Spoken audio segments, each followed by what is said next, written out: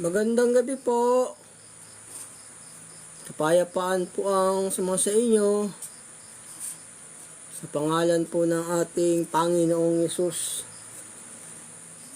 Our topic for tonight, the secret of earth and the man known to God. The God is our Lord Jesus Christ.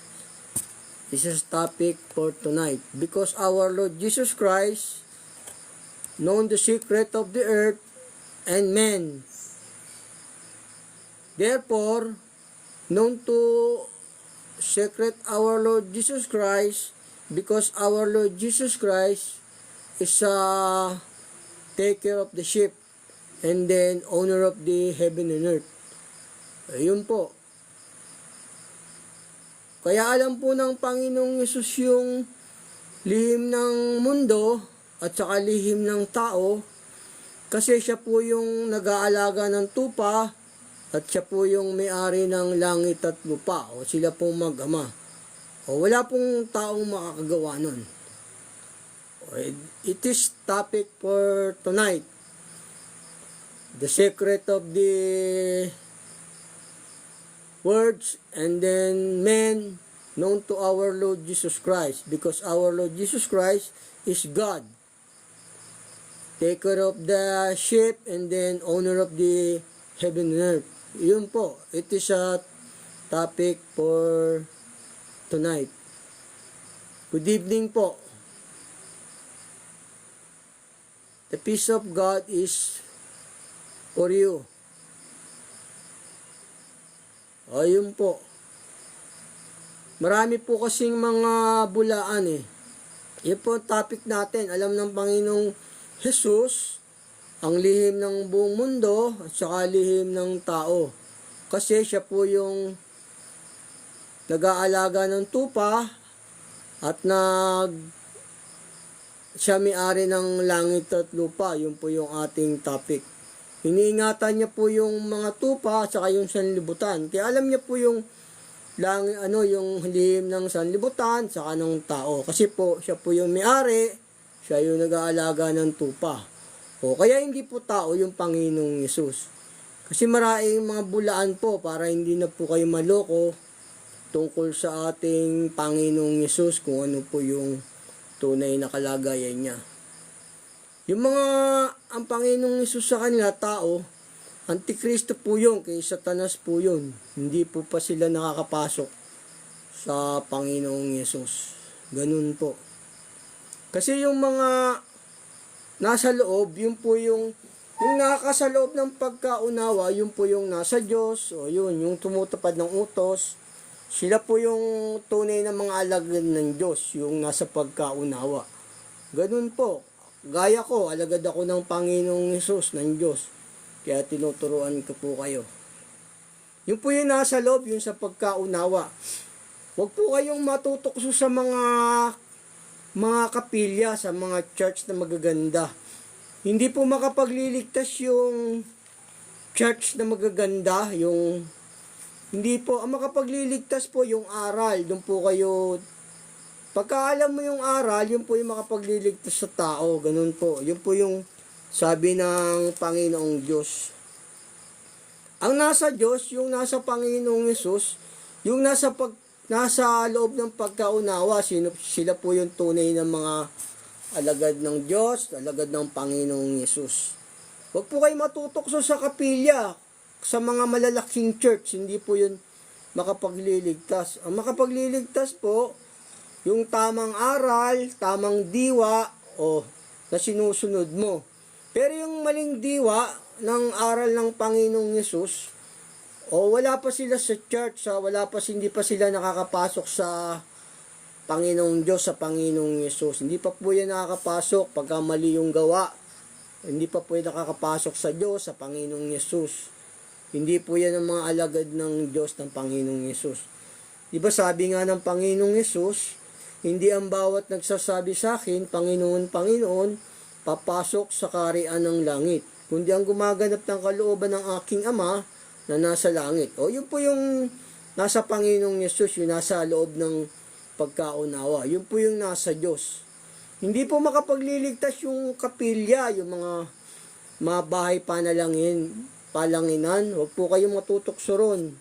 Kasi hindi po makapagliligtas yun. Yung pagkaunawa, yun po yung nasa loob, sinunod ni utos, o yun po yung nasa Panginoong Diyos na Panginoong Yesus. Dahil yung aral, yun po yung makapagliligtas, hindi po yung mga magagandang kapilya, hindi po yun. Ito, basahin ko po sa inyo rito. Sa Santiago 1:21. Kaya't iwalay ninyo ang lahat ng karumihan at ang pag-apaw ng kasamaan at tanggapin ninyo na may kaamuan ang salitang itinanim na makapagliligtas ng inyong mga kaluluwa. O yun po yung makapagliligtas, yung salita, yung mga aral po. Yung sa tamang pagkaunawa, sinusunod mo, o ganun. Pero yung pagkaunawa mo, yung Panginoong Hesus tao, o hindi po sa Diyos yun, mga Antichrist po yun. Antichrist po yung ganung paniniwala, yung ang Panginoong Hesus tao. Mamaya, papaliwanag ko sa inyo lahat dito. Hindi po yung nasa labas pa po yan ang pagkaunawa, yung Panginoong Hesus mo tao, nasa labas pa po yun. Huwag po kayo matutokso sa mga kapilya kasi hindi makapagliligtas yun. Ang makapagliligtas, yung tamang aral, tamang diwa, tamang pagkaunawa, yun po yung nasa loob, yung sumusunod sa utos. Yung salita ng Diyos, yun po yung makapagliligtas. O ito, basahin ko po sa inyo muli. Sa Santiago 1:21, kaya't hiwalay ninyo ang lahat ng karumihan at ang pag-apaw ng kasamaan at tanggapin ninyo ang may kamuan ng salitang itinanim na makapagliligtas ng inyong mga kaluluwa. O yun po yung makapagliligtas ng kaluluwa, yung salita ng Diyos. Yung nasa tamang aral ka, tamang pagkaunawa, pagka yung Jesus mo, tao, wala po yung sa tamang pagkaunawa. Hindi pa sila nakakapasok sa Diyos noon, sa Panginoong Yesus. Kasi yung mga nasa Panginoong Yesus, gaya ng mga apostolo, pinaalam ng Panginoong Yesus sa kanila yung aral, o sila yung nasa loob ng church, yung mga apostol po. Ito sabi ng banal na kasulatan. Basahin ko sa inyo rito. Dito po sa 13, 11, tapos 16, 17 ng Mateo. Ito po. Yung nasa loob ng pagkaunawa, o yun po yung nasa Panginoong Yesus, nasa Panginoong Diyos. Ito po ang sabi ng banal na kasulatan sa 13. Sa 13, 11, tapos 16, 17. At nagsilapit ang mga alagad at sinabi nila sa kanya, bakit mo sila pinagsasalitaan sa mga talinghaga? At sumagot siya at sinabi sa kanila, sa inyo'y pinagkaloob ang makaalam ng mga hiwaga ng kaharian ng langit. Tatapat hindi pinagkaloob sa kanila. O yung nasa Panginoong Diyos, sa Panginoong Yesus, yung nasa loob ng pagkaunawa, yun po, patuloy ko po. Tatapat, mapapalad ang inyong mga mata sapagkat nakakita ang iyong mga tenga, sapagkat nakakarinig. Sapagkat katotohanan ang sinasabi ko sa inyo, nahinangad ng makita ng maraming propeta at ng mga taong matuwid ang inyong nakikita at hindi nila nakita. At naririnig ang inyong naririnig at hindi nila narinig. O yun, hindi nila narinig, hindi nila napag-unawa. Kaya yung nasa Panginoong Diyos, sa Panginoong Yesus, yun po yung nasa pagkaunawa, gaya ng mga apostol, o tinuruan niya para sila yung nasa loob ng Diyos sa pagkaunawa. Yun po yung nasa Diyos, yung nasa pagkaunawa. Yung tamang pagkaunawa ba, ganun.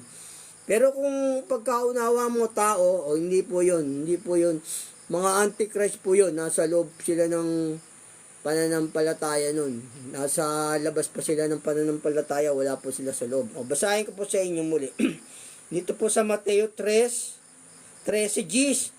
At nagsilapit ng mga alagad at sinabi na sa kanya, bakit mo sila pinagsasalitaan sa mga talinghaga?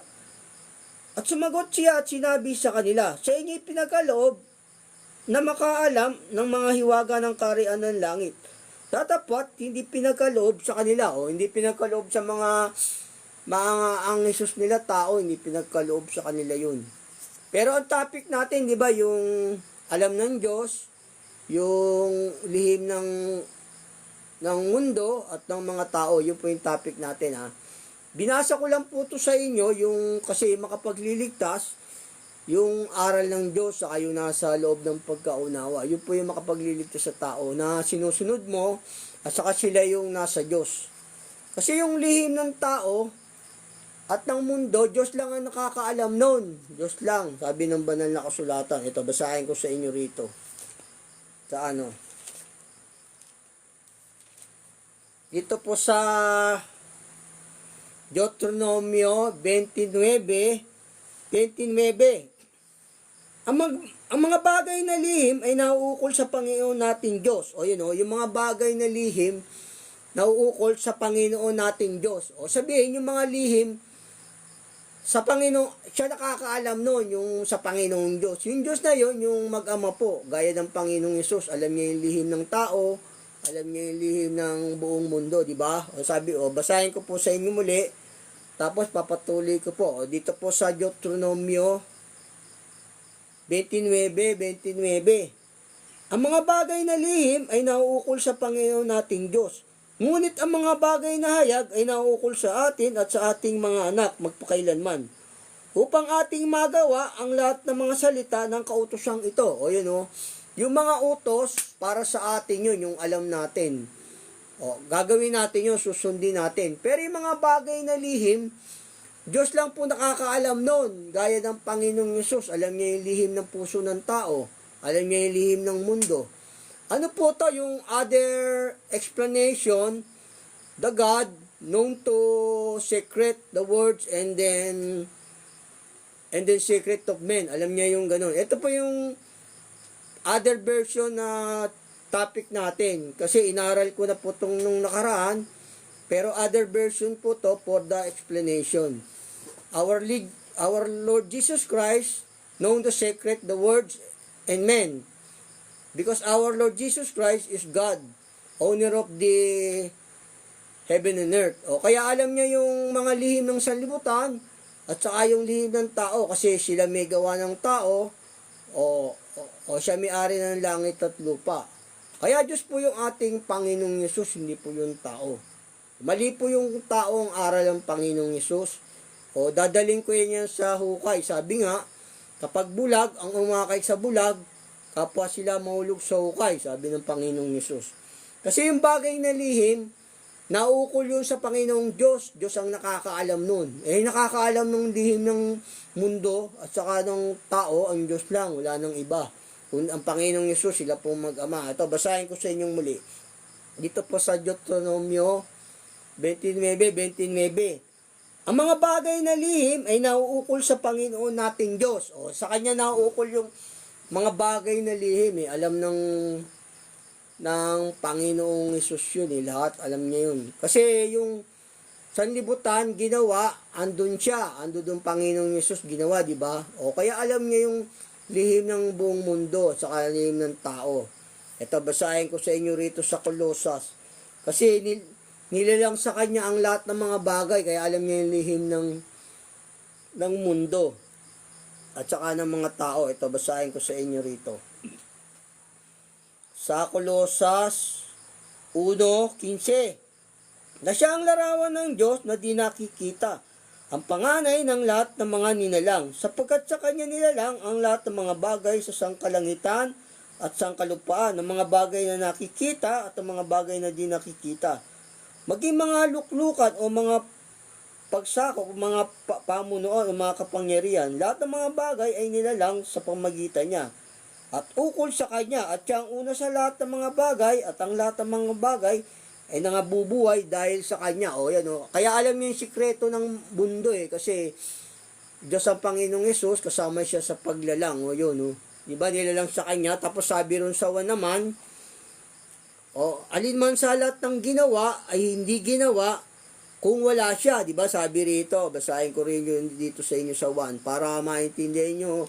Kasi kasama siya sa paglalang, kaya alam niya yung sikreto ng mundo at saka sikreto ng mga tao. Ito, basahin ko sa inyo rito.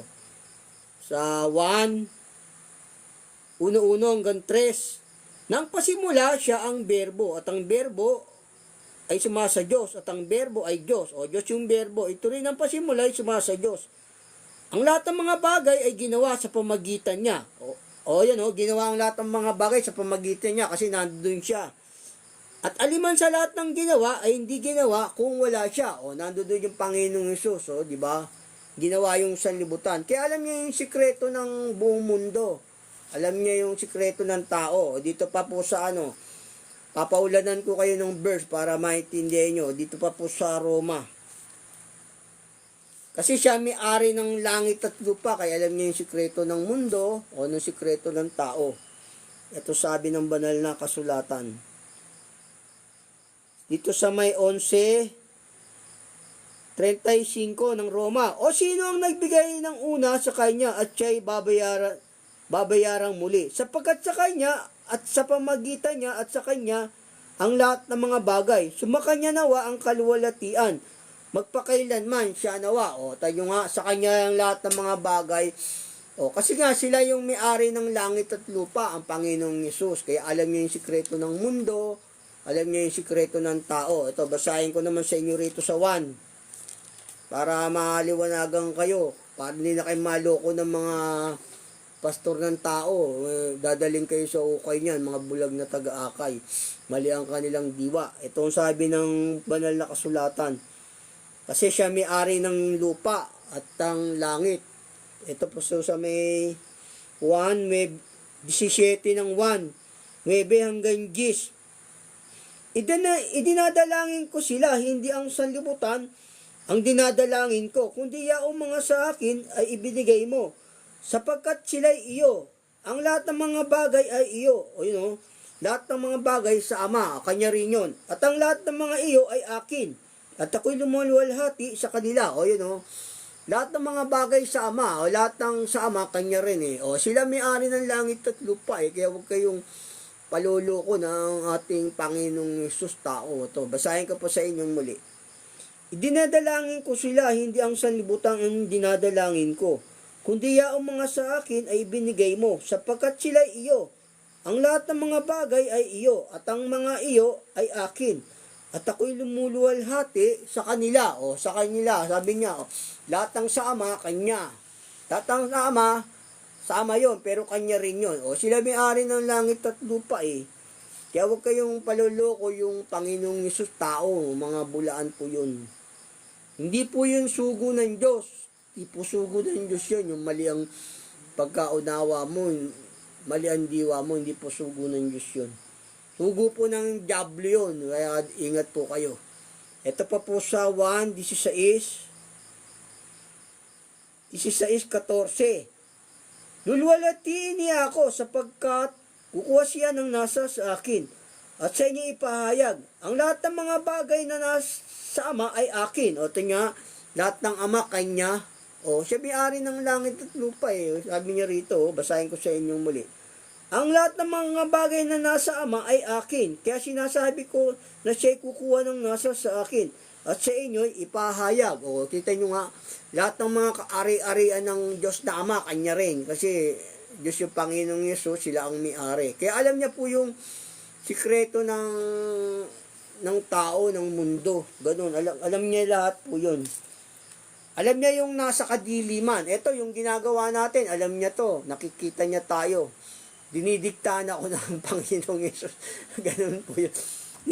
Tinuturuan niya ako palagi. Kasi maraming bulaan babalik na yung Panginoong Hesus, nasa labas pa kayo ng pagkaunawa Ito na po yung tunay na pagkaunawa sa tamang diwa. Ayun, yung sa tamang diwa, yun po yung nasa Diyos. Ayun, ito na po yun. Alam niyo yung bagay na sa kadiliman. Ito sabi ng Panginoong Hesus.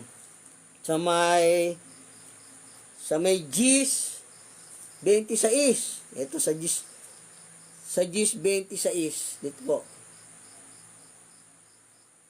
Ito. Huwag ganin yung katakutan pagkat walang bagay na natatakpan na hindi mahayag at natatago na hindi malalaman.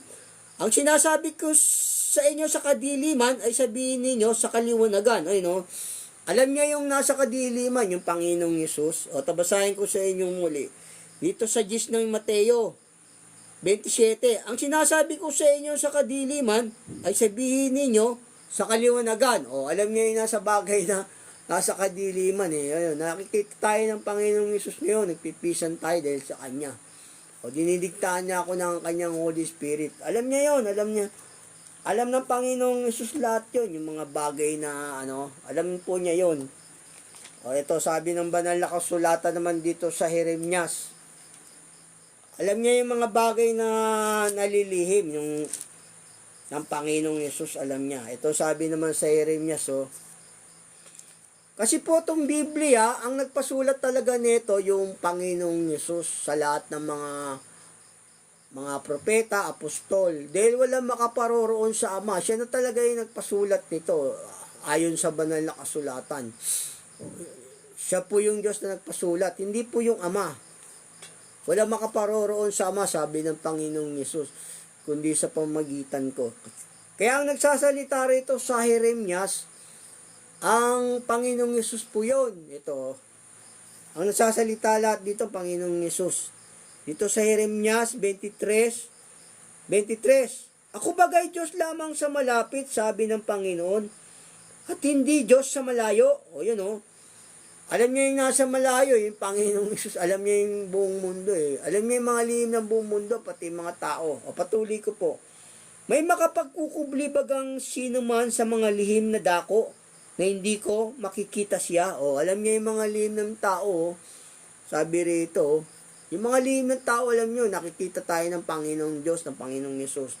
Babasahin ko po sa inyo muli. Ako bagay Diyos lamang sa malapit, sabi ng Panginoon, at hindi Diyos sa malayo. May makapagkukubli bagang sino man sa mga lihim na dako na hindi ko makikita siya, sabi ng Panginoon. Hindi baga pinupuno ko ang langit at ang lupa, sabi ng Panginoon. O, siya ay pumupuno ng langit at lupa eh. Kaya alam niya po yung lihim ng tao, lihim ng sanlibutan, alam niya po yan. Mamaya, babasahin ko po sa inyo. Yun, alam niya yan, O yung bagay na lihim, di ba, yan ang topic natin. Ang bagay na lihim ay nauukol sa Panginoon nating Diyos. Kasi, nilalang ang lahat ng mga bagay sa Kanya, di ba, sabi sa inyo, siya may-ari ng langit at lupa, di ba, kaya alam niya lahat yung mga natatago. Kasi yung tao, hindi alam ng tao yung lihim ng tao, hindi niya alam. Hindi niya rin alam yung lihim ng sanlibutan, sabi ng banal na kasulatan. Pero ang Panginoong Yesus alam niya kasi Diyos siya. Our Lord Jesus Christ is owner of heaven and earth. Kaya take care of the sheep. Our Lord Jesus Christ, siya yung nag-iingat ng tupa. Kaya alam niya yon. Basahin ko sa inyo. Siya yung nag-iingat ng tupa eh. Dito po sa Dito po sa 1. Siya yung nag-iingat kasi ng mga tupa, kaya alam niya yan. Alam ng Panginoong Jesus yan. Siya yung nag-iingat kasi ng mga tao, ng mga tupa, kaya alam niya yung lihim ng tao at lihim ng sanlibutan. Dito po sa sa 1 Gs. Dito po sa 1 Gs. Ito po sa 1 Gs 2. Datapwat ang pumapasok sa pintuan siya yung pastor ng mga tupa. Binubuksan siya ng bantay pinto at dinirinig ng mga tupa ang kanyang tinig at tinatawag ang kanyang sarili mga tupa sa pangalan. Sila'y inihatid sa labas. Pagka nailabas na niya ang lahat ng sariling kanya, pinangungunahan niya sila at nagsisisunod sa kanya ang mga tupa sapagkat nakikilala niya ang kanyang tinig. At sa iba hindi sila nagsisunod kundi nagsisitakas sa kanya sapagkat hindi nila nakikilala ang tinig ng iba. Sinitangan ni Jesus sa kanila ang talinghagang ito. Dapat hindi nila napag-unawa kung ano ang mga bagay sa kanila sinabi. Muli nga sinabi sa kanila ni Jesus, katotohanan sinasabi ko sa inyo, ako ang pintuan ng mga tupa. Siya yung nag-aalaga ng mga tupay, ng mga tao sa buong mundo. Kaya alam niya yung lihim ng tao, alam ng Panginoong Yesus yan. Di ba yung mga bagay na nalilihim, sabi dun sa banal na kasulatan, naukol sa Panginoon natin Diyos, di ba? O basahin ko sa inyo rito muli, sa Deuteronomio, para maintindihan nyo. Kaya yung lihim ng tao at ng mundo, siya lang nakakaalam nun, yung Diyos, yung Panginoong Yesus. Ito, basahin ko sa inyo rito, para maintindihan nyo. Dito po sa Deuteronomio 29:29. Ang mga bagay na lihim ay nauukol sa Panginoon nating Diyos, o sa Panginoon nating Diyos. O sinong Diyos ang nakakaalam ng lihim? Ang Mag-ama, ang Panginoong Yesus, o di ba? Kasi Diyos yung Panginoong Yesus, owner of the heaven and earth, o di ba? Taker of the ship and then the words. O, siya po nag-iingat niyan. O to, iniingatan niya yung mundo sa pamagitan ng kanyang salita. Dito naman po sa Hebreo. Para hindi kayo maloko ng mga bulag na pastor, nagpapanggap silang sa Diyos. O, ito po sa Hebreo 1:3. Palibhasa ay siyang sinag ng kanyang kaluwalhatian at tunay na larawan ng kanyang pagka-Diyos at umaalalay ng lahat ng mga bagay sa pamagitan ng salita ng kanyang kapangyarihan, ng kanyang magawa na ang paglilinis ng mga kasalanan ay lumuklok sa kanan ng karangalan sa kaitaasan. O kita nyo nga, siyang nag-iingat ng mundo na sa pamagitan ng kanyang salita. O basahin ko sa inyo muli. Palibhasa ay siyang sinag ng kanyang kaluwalhatian ay tunay na larawan ng pagka-Diyos at umaalalay ng lahat ng mga bagay sa pamagitan ng kanyang salita ng kanyang kapangyarihan. O kita nyo nga siya, umaalalay ng buong mundo sa pamagitan ng salita ng kanyang kapangyarihan. Siya nag-iingat ng mga tupa ng buong mundo, kaya Diyos yung Panginoong Yesus. Hindi po yung tao. Bulaan po yung pastor pagkatao po. Kasi alam niya po yung lihim ng tao, alam ng Panginoong Yesus yun, alam ng Diyos. Alam niya. Ito, basahin ko sa inyo rito kasi yung taong nilalang ng Diyos, no, hindi niya alam ang lahat ng mga bagay, sabi ng banal na kasulatan. Sikapin mang sesatin ng tao, hindi niya rin malalaman. Ito, sabi ng banal na kasulatan. Basahin ko sa inyo rito sa Ecclesiastes. Dito po sa ginawa ng Diyos yung sanlibutan, pero hindi matalastas ng tao ang ginawa ng Diyos. Yung Panginoong Yesus, alam niya lahat, di ba? O, tabasahin ko sa inyo rito. Dito sa Ecclesiastes 8:17. Namasdan ko nga ang lahat ng gawa ng Diyos na hindi matalastas ng tao. Ang gawa na ginawa sa ilalim ng araw. O, kita nyo nga, hindi maalaman ng tao. Kung tao ang Panginoong Yesus, hindi niya alam yung sikreto ng buong mundo, di ba? O, hindi niya rin alam yung sikreto ng mga tao. Kasi siya, Diyos siya, alam niya yung sikreto ng mundo Saka nung mga tao O, di ba? O, basahin ko sa inyo pong muli. Dito po sa Ecclesiastes 8:17. Namasdan ko nga ang lahat ng gawa ng Diyos na hindi matalastas ng tao. Ang gawa na ginawa sa ilalim ng araw. Sapagkat sikaping mainam ng tao na hanapin ay hindi rin masusumpungan. Oo, bukod dito, bagamat isipin ng pantas na maalaman, hindi rin niya masusumpungan. O, hindi niya rin masusumpungan yung lihim ng sanlibutan Di ba, tinutuklas nga ng mga scientists yung ating mundo. Hindi pa nila matuklasan, di ba? O. Yung ating mundo sa dagat, meron palang bukal ng tubig dun Kaya pala malakas ang pressure ng tubig sa ilalim ng dagat. Meron palang dun, yung bukal ng tubig na bumubulwak ng malakas. Kaya pagka dumaan po yung submarino dun sa ilalim ng dagat, nadaanan yung bukal ng tubig sa dagat, sumasabog sila, hindi nila makayanan, di ba? Sumasabog yung submarino. Hindi alam ng mga scientist pa yun, di ba? O hindi alam yung lihim ng sanlibutan, hindi pa alam ng mga scientist ng tao. O ganun po, meron pong sa dagat po, merong natatala rito sa banal na kasulatan. Sa dagat po pala, meron po diyang bukal ng tubig, malakas ang pressure. Kaya pag dinaanan po ng mga submarino yon, sumasabog sila dahil sa lakas ng pressure pag nadaanan nila yon, yung sa ilalim po ng dagat. Pero yung mga yon, alam ng Panginoong Hesus yun, kasi sila ang gumawa ng langit at lupa, di ba? Nandoon siya. Ang lahat ng mga bagay ginawa sa pamagitan niya. At alin man sa lahat ng ginawa ay hindi ginawa kung wala siya. Hindi nga, yun o. Sabi rito, hindi matalastas ng tao. Hindi taong Panginoong Hesus. Kasi nga, lahat ng bagay, alam ng Panginoong Hesus eh. Alam niya yung lihim ng sanlibutan eh.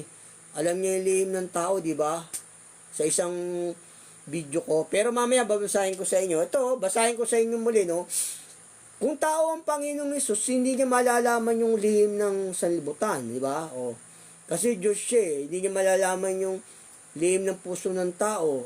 Di ba? Diyos ka nga kasi siya. Itong verse na to, di ba, sinisiyasat ng mga scientist yung ilalim ng mundo, hindi nila masiyasat ng dagat, di ba? Ang Diyos lang kasi nakakaalam no, yung mag-ama ang Panginoong Yesus.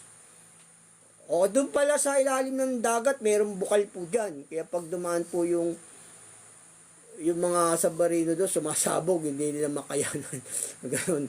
Hindi alam ng mga nagpapatakbo ng submarino, may malakas na pressure pala doon sa ilalim. Ganun po, sa Biblia po yun eh. Kaya ang Panginoong Hesus, alam po yun. Basahin ko po sa inyong muli, no? Kasi sabi rito, yung ginawa ng Diyos, hindi matalastas ng tao.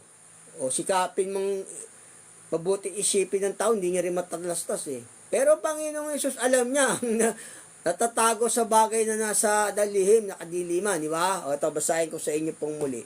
Dito sa Ecclesiastes 8:17. Namasdan ko nga ang lahat na gawa ng Diyos, na hindi matalastas ng tao ang gawa na ginagawa sa ilalim ng araw, sapagkat sikaping mainam ng tao na hanapin ay hindi rin masusumpungan. Bukod dito, bagamat isipin ng pantas na maalaman, hindi rin niya masusumpungan. Hindi niya rin masusumpungan kahit na gaano ko pang katalino. Ang Diyos lang nakakaalam po noon. Kasi yung mind natin may limitation. Para maging matalino tayo, no? Mag-expand yung mind natin, kailangan mag-aral tayo ng salita ng Diyos. Sabi nga ng Panginoong Hesus, ang nakikinig ng aking salita, tumutupad nito, ay matutulad sa isang taong matalino. Yun, mag-expand yung mind natin pag nag-aaral tayo ng banal na kasulatan. Magiging taong matalino tayo. Ganun. Matutulad tayo sa Panginoong Hesus. Sabi nga, masiya ng alipin na matulad sa kanyang Panginoon, di ba? Sabi ng Panginoong Hesus. Magiging matalino rin tayo pagka yung nag-aaral tayo ng banal na kasulatan. Ganun. Kasi sabi rito yung ginawa ng Diyos, hindi matalastas ng tao. Tapos sabihin na, tao ang Panginoong Hesus. Mali po yun, mga bulaan po yun. Huwag kayong maniniwala po ron. Dadaling kayo sa ukay yun. Sabi nga ng Panginoong Hesus kapag bulag, ang umakay sa bulag, kapwa sila mahulog sa ukay. Di ba? Ito, basahin ko sa inyo rito, no? Kasi yung ginawa ng Diyos, hindi maalaman ng tao, di ba? Sabi, pero ang Panginoong Hesus alam niya. Ito, basahin ko sa inyo dito sa sa Mateo. Alam niya yung nalilihim Alam ng, di ba yung topic natin, yung bagay na lihim, alam ng Diyos. Sa Diyos na uukol, sabing gano'n, di ba? Ang mga bagay na lihim, nauukol sa Panginoong Diyos. Diyos nga Panginoong Hesus kasi alam niya yung bagay na nasa lihim. Alam niya yung lihim ng puso ng tao, alam niya yung lihim ng mundo. Ganun po. Ito, basahin ko po sa inyo rito. Sa Mateo 13:35. Upang matupad ang sinalita sa pamamagitan ng propeta na nagsasabi, bubukuin ko ang aking bibig sa mga talingaga. Sasaysayin ko ang natatagong bagay, buhat ng itatag ang sanlibutan. Kita nyo, sasaysayin niya yung mga bagay natatagong bagay, buhat ng itatag yung sanlibutan. Kasi nga, sila yung nagtatag ng sanlibutan. Siya yung lumikha ng sanlibutan. Alam niya yung lihim ng sanlibutan, di ba? Kita nyo. Pero dun sa may Ecclesiastes, hindi alam ng tao, di ba? Sikapin mang isipin ng tao, hindi niya rin masusumpungan, di ba? Yung gawa ng Diyos, sabi sa Ecclesiastes 8:19. Pero ang Panginoong Hesus, Alam niya yung lihim ng buong mundo, alam niya, pati lihim ng puso ng tao, alam niya. O, di ba? O, basahin ko sa inyo muli. Kaya ating Panginoong Diyos yun. Huwag ko paluloko sa mga bulaan yan. Tinutokso kayo sa mga malalaking kapilya. Hindi naman makapagliligtas yung kapilya, kundi yung salita ng Diyos, yung aral po, di ba? O, basahin ko po sa inyo muli dito. Sa Mateo 13:35. Upang matupad ang salita sa pamagitan ng propeta na nagsasabi, bubukin ko ang aking bibig sa mga talingaga, sasasayin ko ang mga natatagong bagay, buhat ng itatag ang sanlibutan. O alam ng Panginoong Yesus yung nalilihim na bagay sa buong mundo, sa sanlibutan. O yung sa Ecclesiastes naman, di ba, hindi alam ng tao. O kaya hindi taong Panginoong Yesus, Diyos po yun. Sabi nga sa Ecclesiastes sikapin mang isipin ng tao, hindi niya rin masusumpungan, di ba? Yung lihim ng sanlibutan, o di ba? Sabi na sa Ecclesiastes 8:17. Ganun po, kaya yung ating Panginoong Jesus, Diyos po yun. Bulaan po yung mga pastor na ang Panginoong Jesus tao. Okay, ito, basahin ko naman sa inyo rito, no?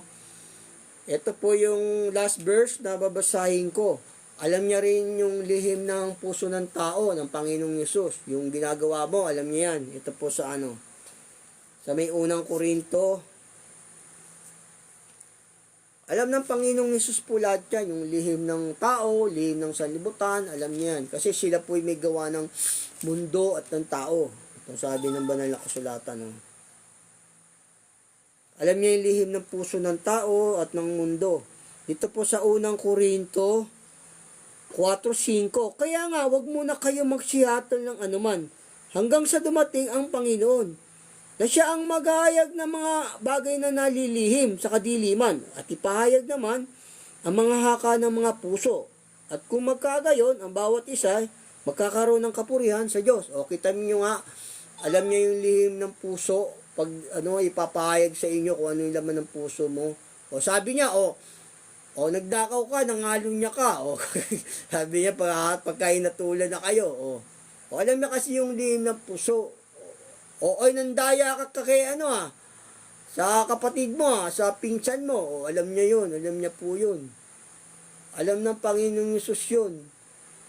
Niloko mo yung kapatid mo, alam ng, pagwiwika ka ng Panginoong Yesus, kasi alam niya yun alam niya yung lihim ng puso ng tao, pagbabalik niya Ang ating Panginoong Hesus, malapit na po yung bumalik, kaya sama na po kayo rito. Dito na po yung tunay na pagkaunawa. Ito, basahin ko sa inyo pong muli, no?